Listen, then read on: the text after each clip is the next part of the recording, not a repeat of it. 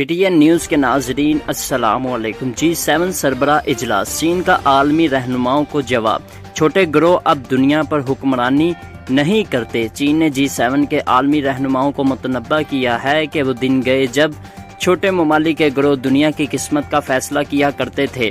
London میں چینی سفارت خانے کے ترجمان کا یہ ایک بیان سامنے آیا جب G7 سربراہ اجلاس میں امریکہ سمیت دیگر عالمی رہنماؤں نے چین کا مقابلہ کرنے کے لیے ایک نئے منصوبے پر اتفاق کر لیا ہے۔ اس منصوبے کے تحت ترقی پذیر ممالک میں چین کی سرمایہ کاری کا مقابلہ کرنے کے لیے G7 ممالک عالمی سطح پر انفراسٹرکچر پر پیسے خرچ کریں گے۔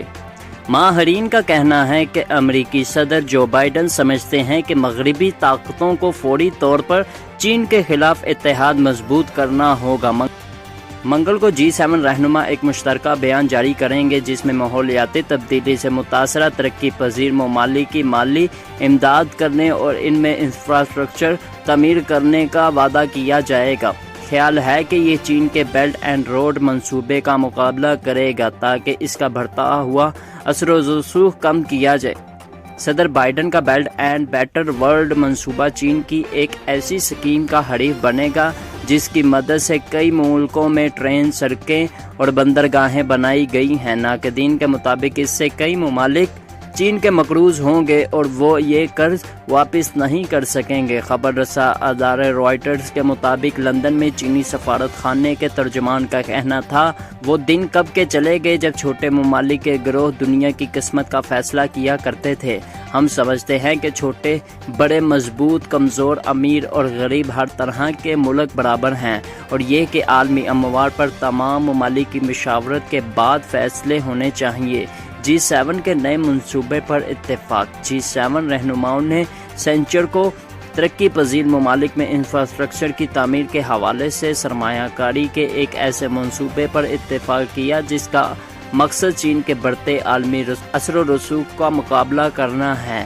G7 سربراہ اجلاس پر وائٹ ہاؤس نے ایک بیان میں کہا ہے کہ امریکی صدر جو بائیڈن اور دیگر رہنماؤں نے کورنوال سمٹ کے دوران چین کے خلاف اسٹریٹجک مقابلے کے موضوع پر بات چیت کی ہے، جس کے بعد بلڈ بیک بیٹر ورلڈ یا B3W یعنی عالمی سطح پر تعمیر نو کے ایک نئے منصوبے پر رضامندی ظاہر کی گئی ہے۔ بیان کے مطابق اس شفاف شراکت داری میں ترقی یافتہ جمہوری ممالک 400 کھرب ڈالر کی سرمایہ کاری سے کووڈ-19 سے متاثرہ ترقی پذیر ممالک میں انفراسٹرکچر تعمیر کریں گے۔ خیال رہے کہ بیجنگ نے دنیا کی کئی ممالک میں بیلٹ اینڈ روڈ منصوبے کے تحت اربوں ڈالر کی سرمایہ کاری کر رکھی ہے۔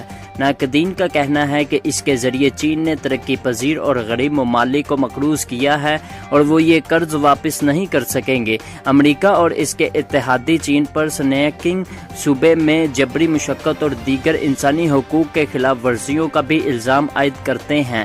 بائیڈن چین کے خلاف اتحاد کے لیے متحرک ہیں۔ امریکی صدر کے ایک معاون نے BBC کو بتایا ہے کہ بائیڈن G7 اجلاس کے دوسرے روز مغربی ممالک سے کہیں گے کہ وہ چین کے بڑھتے ہوئے اثر و رسوخ کا مقابلہ کرنے کے لیے اقدامات کریں۔ برطانیہ میں ہونے والے اس سربراہ اجلاس میں توقع ہے کہ صدر بائیڈن ترقی پذیر ممالک کے انفراسٹرکچر یعنی ڈھانچے میں چین کی سرمایہ کاری کے خلاف نیا اتحاد تشکیل دیں۔ G7 میں امریکہ، کینیڈا، برطانیہ، فرانس، جرمنی، اٹلی اور جاپان شامل ہیں۔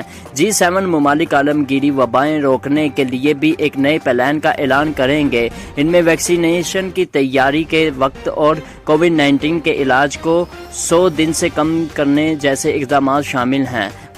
برطانوی ساحلی قصبے کورنوال کے علاقے کاربس میں ہونے والے اس اجلاس کی میزبانی برطانیہ کے وزیر اعظم بورس جانسن کر رہے ہیں۔ چین کے مقابلے کے لیے امریکی پلان۔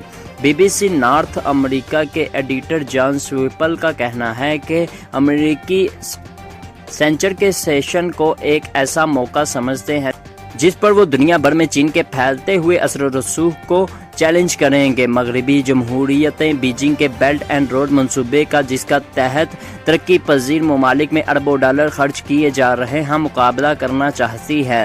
امریکی انتظامیہ کے اعلیٰ حکام یہ یہ ثابت کرنا چاہتے ہیں کہ مغربی اقتدار غالب آ سکتی ہے۔ ان کا کہنا ہے کہ چینی سرمایہ کی بہت زیادہ قیمت ادا کرنی پڑ رہی ہے اور یہ کہ سینکنگ میں اقلیت سے جبری مشقت لینا غیر اخلاقی ہے اور یہ معاشی طور پر ناقابل قبول ہے کیونکہ یہ مساویانہ مقابلے سے روکتا ہے۔ جو بائیڈن اصرار کریں گے کہ عالمی پیمانے پر تجارت جبری مشقت سے پاک ہونی چاہیے۔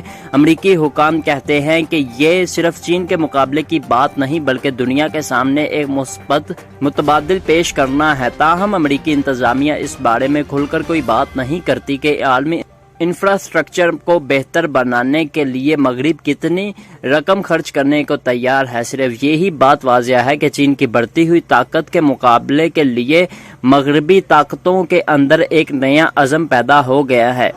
مغربی طاقتوں نے چین کے بارے میں اب تک کیا کیا ہے؟ 90 سال کے اوائل میں امریکہ، یورپی یونین، برطانیہ اور کینیڈا نے چین کے خلاف مل کر مختلف پابندیاں عائد کر دی تھیں۔ اس میں سنیک میں اوغیو مسلمانوں کے انسانی حقوق کے پامالی کرنے والے افسران کے خلاف سفری پابندیاں اور ان کے بینک اکاؤنٹ منجمد کرنا شامل ہے۔ اندازہ ہے کہ اس شمال مغربی صوبے میں اوغیور اور دوسری اقلیتوں سے تعلق رکھنے والے 1 ملین سے زیادہ افراد کو حراستی کیمپوں میں رکھا گیا ہے۔ چینی حکومت پر اوغیور خواتین کو زبردستی بھانج بنانے اور بچوں کو والدین سے الگ کرنے کا الزام ہے۔ بی بی سی نے فروری میں ایک تحقیقاتی رپورٹ جاری کی تھی جس میں حراست میں موجود ان لوگوں کے بیانات شامل تھے جنہیں ایک سوچے سمجھے منصوبے کے تحت ریپ، جنسی ہراسانی اور تشدد کا نشانہ بنایا گیا تھا۔ چین نے اپنے خلاف لگنے والی پابندیوں کے جواب میں یورپی حکام پر پابندیاں عائد کر دی تھیں۔ G7 کا کووڈ پلان کیا ہے؟ G7 سینچر کا کاربس بیسڈ ریگولیشن جاری کریں گے۔ اس کا مقصد ہے کووڈ-19 سے ہونے والی انسانی اور معاشی تباہی کا سدباب ہے۔ امریکہ کی جان ہاپکنز یونیورسٹی کے مطابق وبا کے پھوٹنے کے بعد سے اب تک عالمی سطح سے 17.5 کروڑ سے زیادہ افراد اس سے متاثر ہوئے ہیں جبکہ 37 لاکھ سے زیادہ افراد ہلاک ہو چکے ہیں۔ G7 ڈکلیریشن میں کئی اقدام شامل ہوں گے۔ ویکسینیشن بنانے اور ان کی منظوری کے لیے درکار کم وقت کرنا، مستقبل میں بیماری کی تشخیص اور علاج کے دورانیے کو 100 دن سے گھٹانا، عالمی نگرانی کے نظاموں اور بنیادی خاکے تیاری کرنے کے استعداد کو منظور کرنا، عالمی ادارہ صحت میں اصلاحات اور اسے توانا بنانے میں مدد دیتا ہے۔ اقوام متحدہ کے سیکرٹری جنرل اینٹونیو گوٹریس اور عالمی ادارہ صحت کے ڈائریکٹر ڈاکٹر ٹیڈروس گیبریسیس بھی سینچر کے اجلاس میں شرکت کریں گے۔ ڈاکٹر ٹیڈروس کا کہنا ہے کہ دنیا میں وبا اور عالمی وباؤں کے خطرات سے نمٹنے کے لیے نگرانی کے ایک طاقتور نظام کی ضرورت ہے۔ دوستو ہمارے چینل کو سبسکرائب کر دیں تاکہ ہماری آنے والی ویڈیوز بر وقت آپ تک پہنچتی رہیں۔